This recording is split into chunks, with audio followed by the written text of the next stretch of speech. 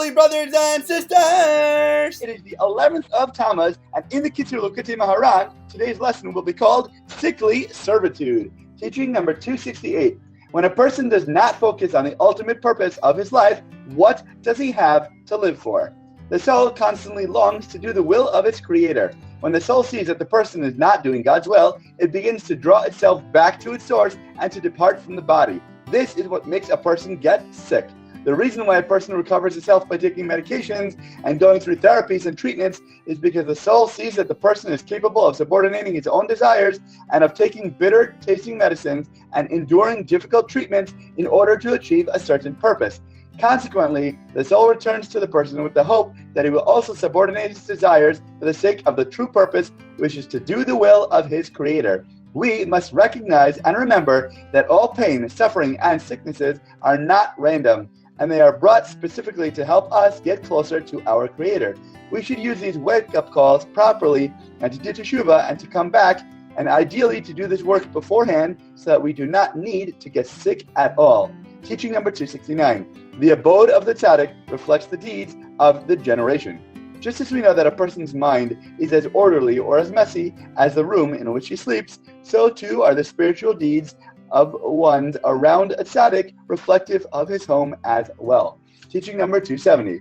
Just as when one person is reciting supplications or penitential prayers with great emotion and a broken heart, another person looking at him can also be inspired, and he too begins to say his supplications with enthusiasm. Similarly, a person can be an inspiration for himself. For when a person is fervently saying petitionary prayers and supplications as he cries out, "Woe is me!" he himself is also aroused sometimes, for he begins to look at himself and to think, who is crying out like that? Isn't it "woe is me" literally? And then he calls out, "Woe is me," and a second time with even greater fervor than the first.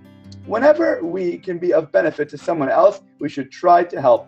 And yes, we can even help ourselves. Let our thoughts, speech, and actions continue to inspire and help motivate us as we continue to grow and develop, especially through Hispodidus, verbally expressed communication with our Creator. Teaching number 271. By working hard for God and by serving Him a great deal, a person merits the holy boldness necessary to speak with the Rav and the Tzaddik.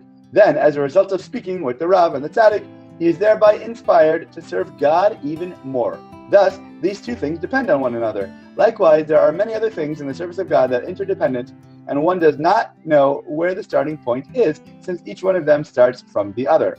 By serving God properly, one can properly speak to the tzaddik, and by speaking to the tzaddik properly, one can properly serve God better. Since these two are things that are dependent upon each other, just like these, there are many others that wherever one is able to start, one should first work on them and then continue to grow.